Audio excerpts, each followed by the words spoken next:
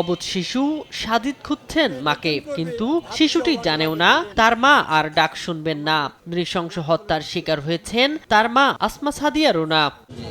বুধবার বিকেলে কুষ্টিয়া ইসলামী বিশ্ববিদ্যালয়ের সমাজ কল্যাণ বিভাগের সহকারী অধ্যাপক আসমা সাদিয়া রুনা তার নিজ কক্ষে নৃশংসভাবে হত্যার শিকার হন। বৃহস্পতিবার দুপুরে জানাজা শেষে কুষ্টিয়া পৌর গোরস্থানে হয় তার দাফন সম্পন্ন। পরিবারের দাবি, পূর্ব পরিকল্পিতভাবে ফজলুর রহমানকে দিয়ে হত্যা করানো হয়েছে শিক্ষিকা রুনাকে।